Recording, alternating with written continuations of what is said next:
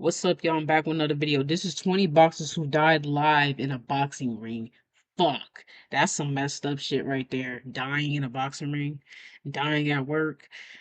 We've just gonna get into it. I'm not gonna watch this whole video, so if you want to watch the whole video, the link will be in the description below. Let's get into What it. if I told you that some boxers stepped into the ring, never knowing it would be their last fight?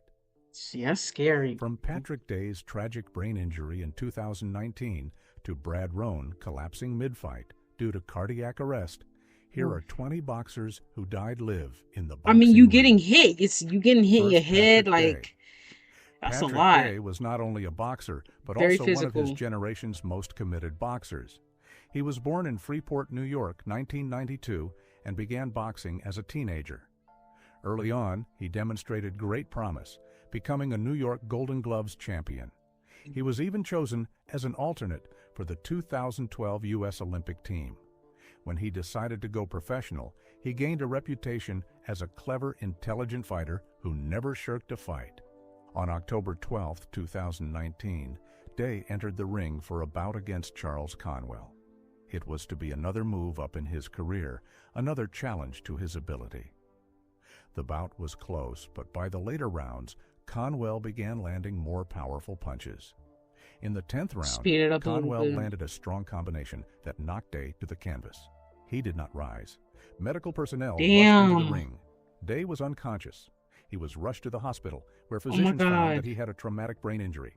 His brain had become so swollen that he required emergency surgery. For 4 days, he lay in a coma, struggling to survive. Oh my God. But on October 16, 2019, Patrick Day passed away at the age of only 27. Fuck. Over fucking wrestling. Like, oh, not wrestling, bro. My mind. I'm sorry.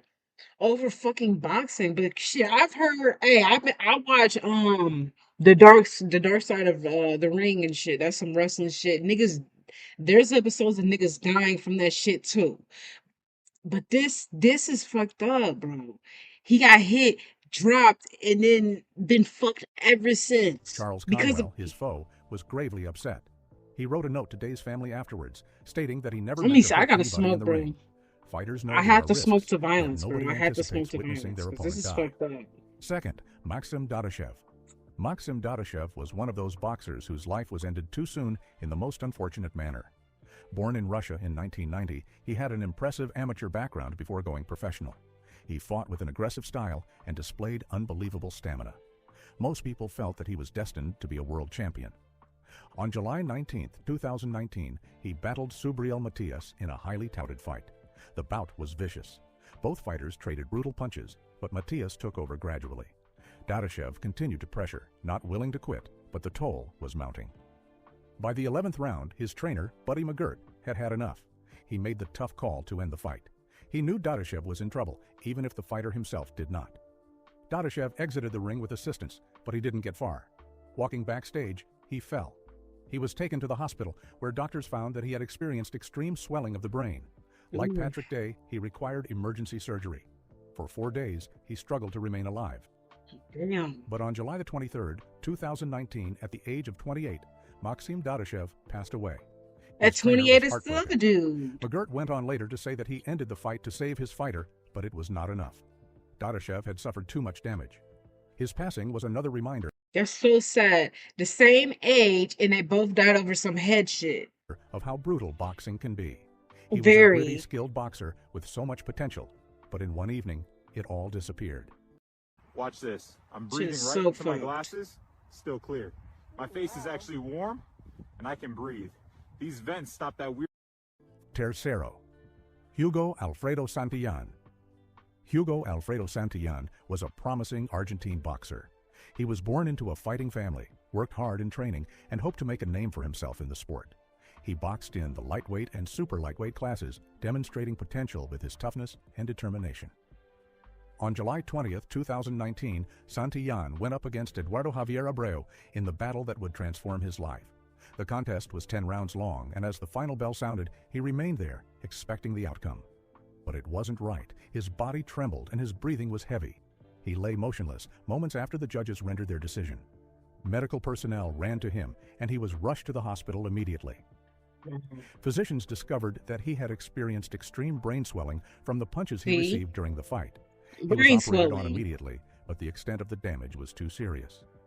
On July 25, 2019, at the young age of 23, Santillan passed away. You know, violence His untimely been demise a, stunned the world of boxing. been a He had sport entered for the ring alive and years. full of hope, but The crazy thing is violence been a sport for years.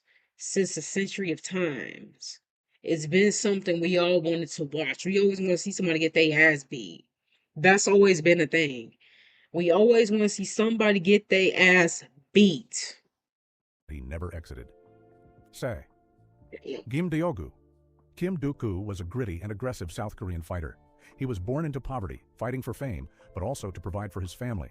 His efforts were rewarded with a title bout against the renowned Ray Mancini on November 13, 1982. It was the largest bout of his career, but also the last. The battle was vicious. Both fighters exchanged powerful punches, but Mancini gradually took over. In the 14th round, he delivered a crushing combination that knocked Kim to the canvas. He attempted to rise, but his body would not cooperate. Shortly afterwards, he fell into a coma. Kim was taken to the hospital, where physicians found that he had endured extreme brain damage. Surgery was conducted, but it was in vain.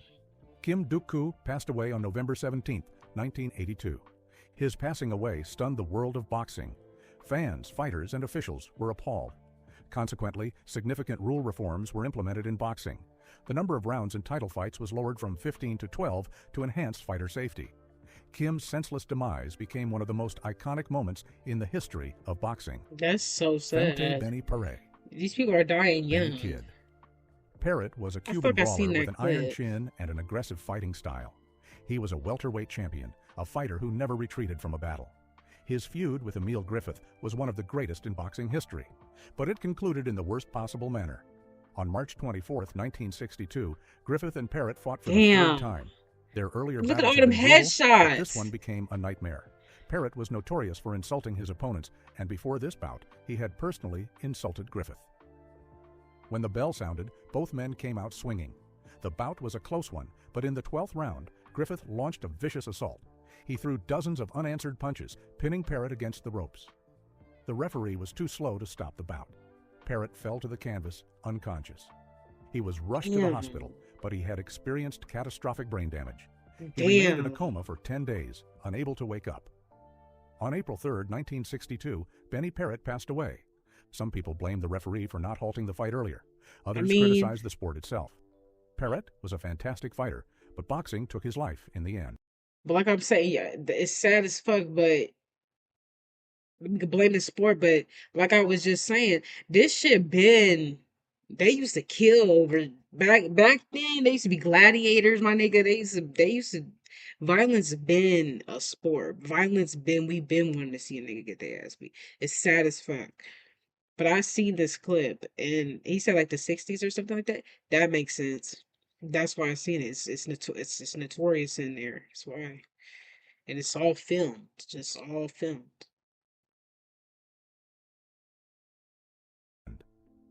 6.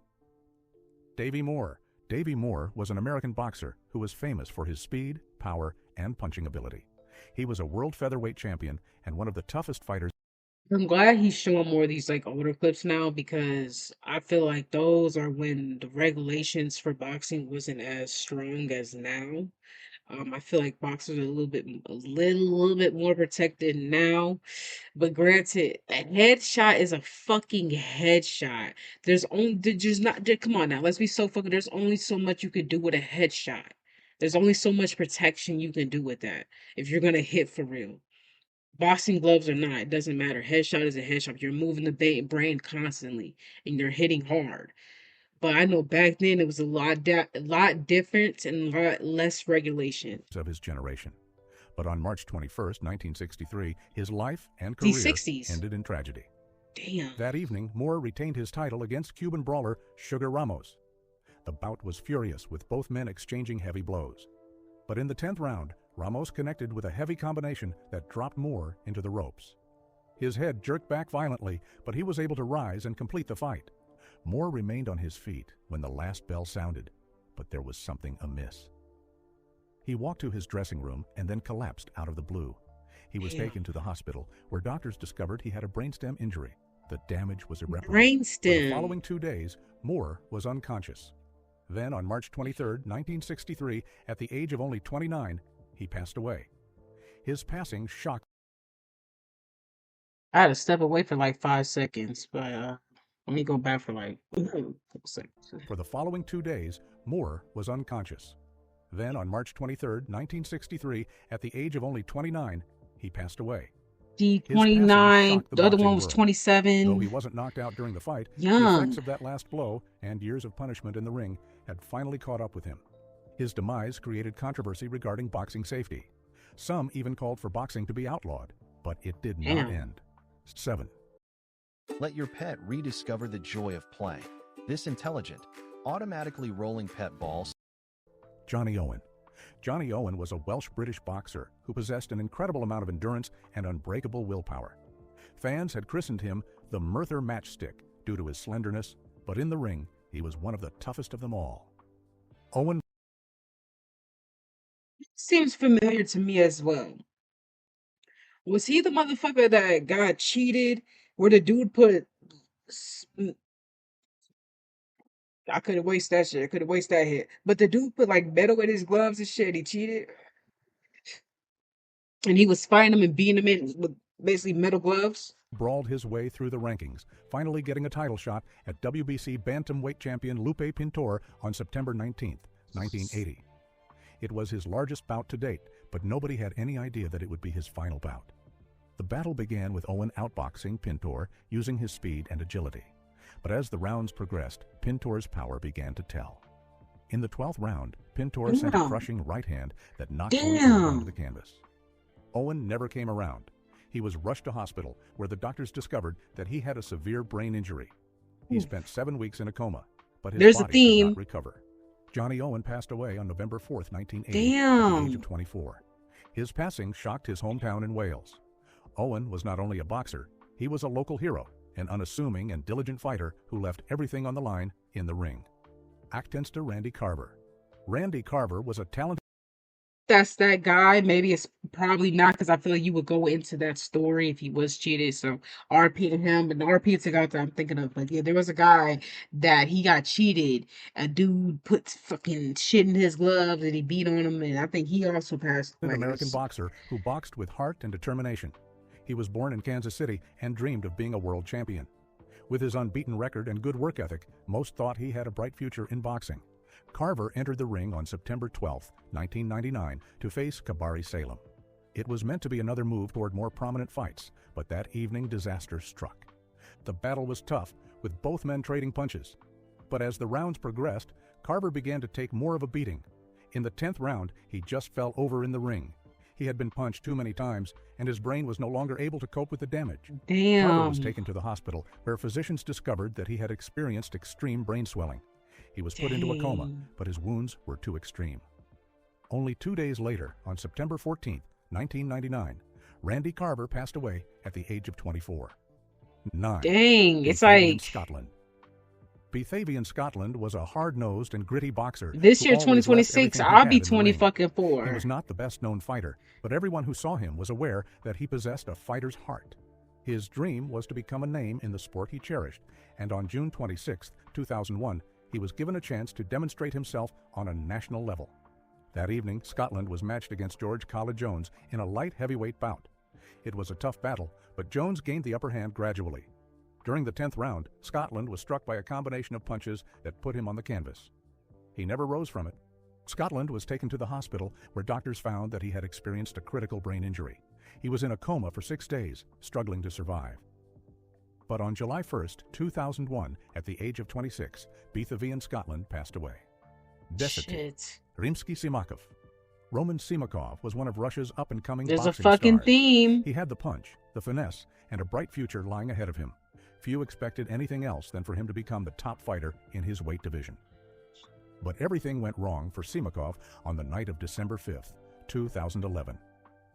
Simakov faced Sergey Kovalev, a hard-hitting puncher who would eventually become a world champion. The battle was fierce, but Kovalev's power was too much. Throughout the rounds, Simakov was hit hard, but he would not quit. During the 7th round, Kovalev delivered a series of brutal punches.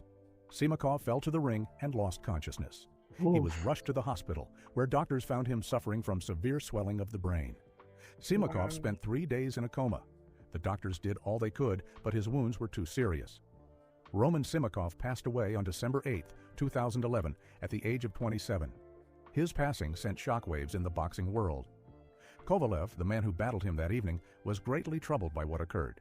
He later dedicated one of his title bouts to Simakov's memory, demonstrating just how much the tragedy affected him. Once. Daniel Aguillon. Daniel Aguillon was a Mexican boxer Dang. who was very talented, hailing from a country that has some of the hardest fighters in the world. Aguillon wanted to become a champion, and like other Mexican boxers before him, he was not afraid to risk everything to fulfill that aspiration. On October 15, 2008, Aguillon entered the ring for what would prove to be his last bout. He was fighting Omar Chavez, the son of the great Mexican boxer Julio Cesar Chavez. It was a high-profile fight for Aguillon, and he was determined to make an impression. The battle was fierce, with both men exchanging punches. But in the 12th round, Aguillon was caught with a crushing punch. He fell in the ring No. and never came to. Doctors attended to him and took him to the hospital, where they found that he had sustained serious head trauma. Despite their treatment, Aguillon's condition Which deteriorated. makes sense. On October It makes 17, sense. 2008, 2 days after the bout, Daniel Aguillon passed away. Mm. Doce Pedro Alcazar. Pedro Alcazar was a young That's our star last from one, Panama y'all. who had great talent and drive. He was a super flyweight world champion, and everyone thought he had a long and fruitful career in front of him. On June 22, 2002, Alcazar entered the ring to Not 2002. That's the year I was fight for his born. title against Fernando Montiel, a hard Mexican opponent. The fight was fierce, but Montiel was the superior This nigga loves that fucking word. The fight was fierce. He was fierce.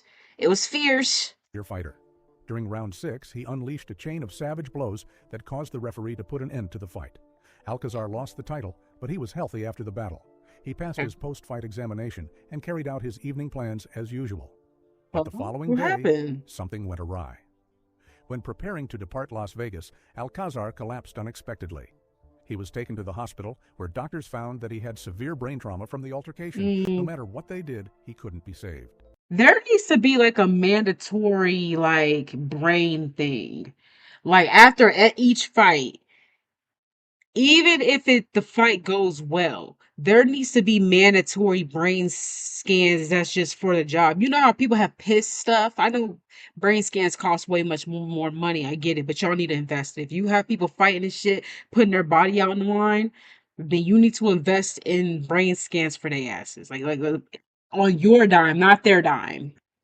Pedro Alcazar was only 24 years old. His passing was surprising because he did not pass away immediately following the bout, unlike the majority of boxers who received deadly blows. 13th, Yo Sam Choi. Yo Sam Choi was a brilliant South Korean boxer renowned for his phenomenal speed and fighting spirit. It's a good way to leave it up. But that's it for this video, y'all. If y'all want to see the whole video, the link will be in the description below the original video. But yeah, that's it for this. Peace.